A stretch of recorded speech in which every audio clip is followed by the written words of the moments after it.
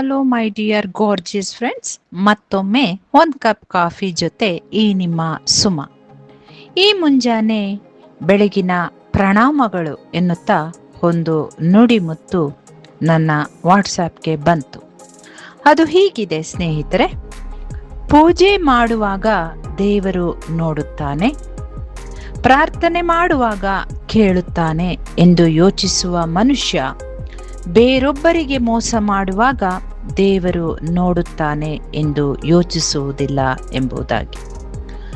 ಹೌದು ಸ್ನೇಹಿತರೆ, ಒಮ್ಮೆ ಯೋಚಿಸುವ.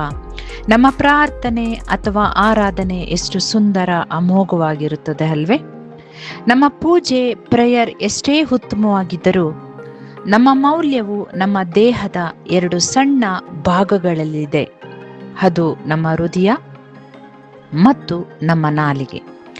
ನಮ್ಮ ಹೃದಯವನ್ನ ದ್ವೇಷ, ಅಸೂಯೆಯಿಂದ ಮುಕ್ತವಾಗಿಡುವ, ನಮ್ಮ ನಾಲಿಗೆ ಇತರರಿಗೆ ನೋವುಂಟು ಮಾಡದಂತೆ ನೋಡಿಕೊಂಡ್ರೆ ಆ ಪೂಜೆ, ಆ ಪ್ರಾರ್ಥನೆ ಎಷ್ಟು ಅದ್ಭುತವಾಗಿರುತ್ತೆ ಒಮ್ಮೆ ಯೋಚಿಸಿ.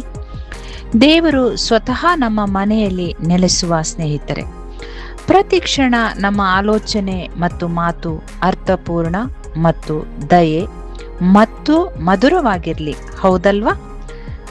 ಕುವೆಂಪು ಅವರ ಮಗ ತೇಜಸ್ವಿಯವರು ಒಂದು ಕಡೆ ಹೇಳಿದ್ದಾರೆ, ನಾವು ಯಾವ ರೀತಿ ಬದುಕುವುದಿಲ್ಲವೋ ಆ ರೀತಿ ಬೇರೆಯವರು ಬದುಕಲಿ ಎಂದು ಹೇಳುವ ಅಧಿಕಾರ ನಮಗ್ಯಾರಿಗೂ ಇಲ್ಲ ಎಂಬುದಾಗಿ. ಯೋಚಿಸಿ, ಎಷ್ಟು ಸತ್ಯವಿದೆ ಈ ಮಾತಲ್ಲಿ. ಜೀವನದಲ್ಲಿ ಪರಿಪೂರ್ಣತೆ ಕಾಣಬೇಕೆಂದರೆ ಮತ್ತೊಬ್ಬರನ್ನ ಬದಲಾಯಿಸುವ ಪ್ರಯತ್ನ ಬಿಟ್ಟು ನಾವು ಬದಲಾದರೆ ಅದು ಮೊದಲ ಪರಿಪೂರ್ಣತೆ. ಬೇರೆಯವರಿಂದ ಏನನ್ನೂ ಅಪೇಕ್ಷಿಸದೆ ಜಸ್ಟ್ ಜೊತೆಯಾಗಿ ಹೆಜ್ಜೆ ಮೂಡಿಸುವುದು ಪರಿಪೂರ್ಣತೆಯೇ. ನಾವು ಮಾಡುತ್ತಿರುವ ಕೆಲಸದಿಂದ ಆತ್ಮವಿಶ್ವಾಸ ಮತ್ತು ಶಾಂತಿ ಸಿಕ್ಕರೆ ಅದು ಒಂದು ಅದ್ಭುತ ಪರಿಪೂರ್ಣತೆಯೇ. ಕೆಲವೊಮ್ಮೆ ನಾವು ತೆಗಳಿಕೆ ಕೇಳಬೇಕಾಗುತ್ತದೆ. ಅದನ್ನ ಸ್ವೀಕರಿಸುವ ಮನೋಭಾವವು ಪರಿಪೂರ್ಣತೆಯೇ. ನಾವು ನಮ್ಮನ್ನು ಬೇರೆಯವರೊಂದಿಗೆ ಹೋಲಿಸಿಕೊಳ್ಳುವುದು ಬಿಟ್ಟು ಬಿಟ್ಟರೆ ಅದು ಅತ್ಯಮೋಘವಾದ ಪರಿಪೂರ್ಣತೆ ಎಂದರೆ ತಪ್ಪಿಲ್ಲ. ಪ್ರತಿಯೊಂದು ವಸ್ತು, ವಿಷಯ, ಪರರ ಬಗ್ಗೆಯೂ ಕೀಳು ಆಲೋಚನೆಗಳಿಂದ ಸುಖ, ಸಂತೋಷ ಸಿಗುತ್ತೆ ಎಂಬ ಮೂರ್ಖ ನಂಬಿಕೆ ಬಿಟ್ಟರೆ ನಮ್ಮ ಮೇಲೆ ನಾವು ನಂಬಿಕೆ ಇಡುವುದರೊಟ್ಟಿಗೆ ಯಾವುದೇ ಸುಖ, ಸಂತೋಷ ಕ್ಷಣಿಕ ಎಂಬ ಅರಿವು ನಮ್ಮಲ್ಲಿ ಬೆಳೆದಿರುವುದಾದರೆ ಅದು ಪರಿಪೂರ್ಣತೆ.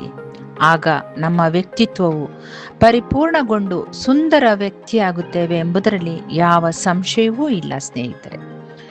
ಶರೀರದಲ್ಲಿ ನಾವು ದುಡಿದಿರುವ ಆಸ್ತಿ ಅಂತಸ್ತಿನಲ್ಲಿ ಯಾವ ಸೌಂದರ್ಯವೂ ಇರುವುದಿಲ್ಲ. ಸೌಂದರ್ಯ ಇರುವುದು ನಮ್ಮಗಳ ಕರ್ಮದಲ್ಲಿ, ನಮ್ಮ ವ್ಯವಹಾರದಲ್ಲಿ, ನಮ್ಮ ಸಂಸ್ಕಾರದಲ್ಲಿ ಮತ್ತು ನಮ್ಮ ಚಾರಿತ್ರ್ಯದಲ್ಲಿ.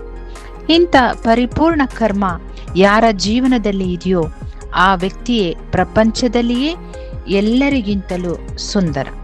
ಒಮ್ಮೆ ನೆನಪಿಸ್ಕೊಳ್ಳಿ, honourable late JRD Tata, honourable late Abdul Kalam, honourable Shivakumara Swamiji, honourable mother Teresa.